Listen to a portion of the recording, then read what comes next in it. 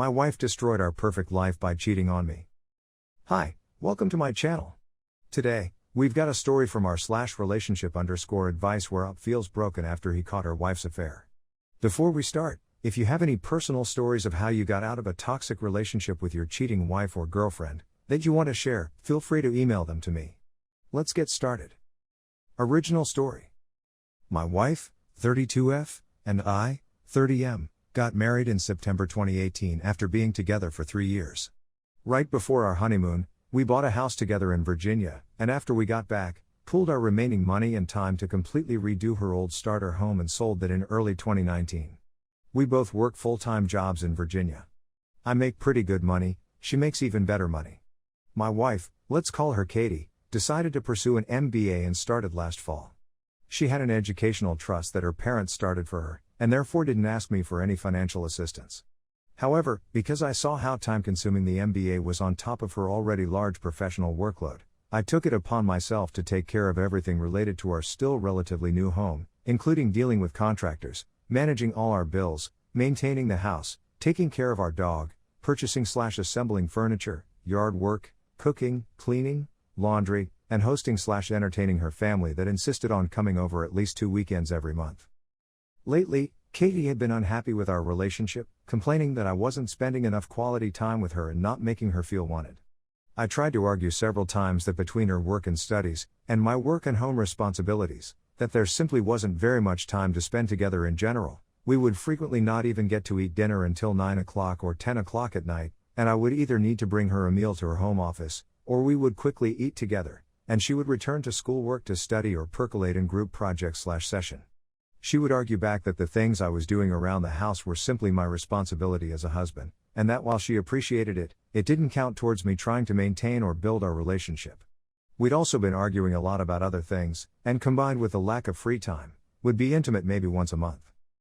But after one particularly emotional and drunken conversation, about 3 or 4 weeks ago now, I vowed that despite what I already thought was prioritizing her needs, that I would go even further. I began to take off work. I, unlike her, still had to go in during COVID, or go in late/leave early, stopped seeing friends, skipped workouts, and would even wait until she was occupied with something else to even take a shower, also I could spend as much available time as possible with her between her obligations. As a result, things seemed to be slightly improving between us. And now we arrive at last Wednesday. As per usual, I was making dinner for us. We have a tablet in the kitchen that I primarily use for recipes. As I was finishing up, the tablet began pinging non-stop, and I checked out what was happening. As it turns out, the tablet is linked to her Google credentials, and I first saw an ongoing Hangouts conversation between Katie and a friend, discussing what to do about someone's wife who had come to our house that day while I was at work.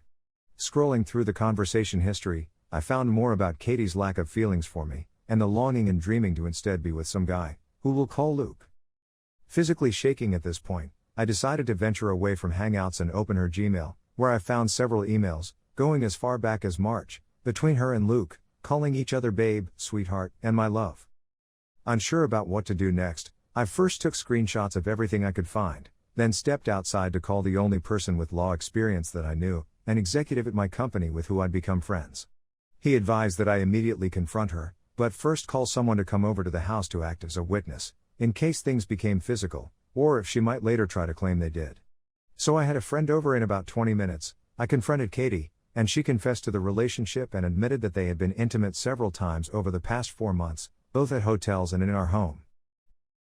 Now completely distraught, I tried to maintain my composure and asked her to leave. She stayed at a hotel for 2 nights, then despite my protest, came home on Friday, stating this was her house too. She insisted on talking when she returned, and not having a witness this time, I decided to record the entire conversation on my phone. She tried to reiterate that she had been unhappy, but despite that, had been reaching out to her friends and mother about suggestions and resources she could use to help our relationship, even though I had suggested counseling in the past, but she refused. She tried to tell me that she made a mistake, that she had already broken it off with Luke a week ago, that I was the only person she wanted to spend her life with, and the only reason she hadn't told me about it was that her friends had advised her not to. She also said that if we truly love each other, that divorce was a mistake and that we should be able to get through anything. I replied that love is worthless without trust, and then said that if she insists on staying here, please stay in the guest room. Obviously free usage of her home office and the guest bathroom, but please stay out of our bedroom/bathroom unless telling me first. So now I'm here. Sitting in my house alone with just my dog. She and her aunt/uncle/cousins are currently at our neighbor's house for a barbecue. They don't know about what she did. I can't bear to go over there because I don't want to talk to or even look at Katie, much less pretend in front of a bunch of people that nothing happened. 90% of me wants to get a divorce, but despite her feelings, I was very happy with the life we were building. We had even been talking about being pregnant by this time next year. But no matter what I decide to do, I know I don't want to make that decision without getting more information about what I can do, what might end up happening if we proceed, and I definitely want to talk to a few VA lawyers to protect myself. We only have one joint account with less than $20,000 in it, and the only asset we share is our house. So that's it. I'm sorry for writing so much. If you've made it this far, thank you for reading. And I would really appreciate any and all insight, suggestions, or advice. I just feel completely destroyed, empty, and alone. Please help me. Edit. I am absolutely stunned and overwhelmed by the level of support you all have shown me. I truly can't believe that all of would take the time to offer your advice, kindness, and wisdom to an absolute stranger. I am doing my best to read every one of your replies, and from the bottom of my somewhat shattered heart, thank you. This has been an unbelievable light in the darkest time of my life. Before we take a look at some replies by other Redditors, take a moment to like the video to show your support to the channel. Don't forget to leave your own opinion on the story in the comments down below. Now let's look at some comments. Whitbridge wrote, divorce, no kids. $10K average with lawyers if either of you fights. $500 disillusion. Both with half assets. During my divorce to an actual Katie, who was banging a dude at her work, my therapist said someday she'll just be someone you used to know. 6 years later I can't even picture anything about her. No kids make it so much easier. Op replied to you/Whitbridge and wrote, honestly, that does make me feel a bit better. Thank you. Tercer78 wrote, oh, and since you have some alone time, why not check the truth that she really broke it up? Cheaters have a tendency to lie very easily. Op replied to you/Tercer78 and wrote, apparently the other guy's wife, who shares 4 kids with him, hired a pie and caught him. And that's why she came to our house to either confront my wife or tell me. So whether or not she actually broke it off because she felt bad, I'm pretty sure it's over. Not just a throwaway 7 wrote, seek a therapist and a divorce lawyer so that you can prepare yourself for the future. Maybe y'all survive, most relationships don't, but you need to be prepared either way. She needs her one counseling and then MC to even have a chance. Your journey from here is long and hard. You will have good and bad days.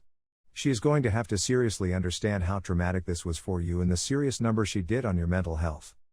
Op replied to you/not just a throwaway 7 and wrote, thanks. My concern is that since she was blaming me, to begin with, that she would make all the counseling about that, and not about what she did as a result. But I'll look into it. I appreciate the advice. Night Fury 1424 wrote, she is gaslighting you into believing that you were the problem. Always remember her actions are on her and not on you. She consciously made a decision to be unfaithful to you. I advise no matter what happens, don't take her back. Get a divorce. You may not see it as the right thing now, but in long run, it would be the best thing for you. You were nothing but a great and supporting husband and she took your efforts for granted. Don't let her ruin your life any further. Richard Lundstrom wrote, what the hell?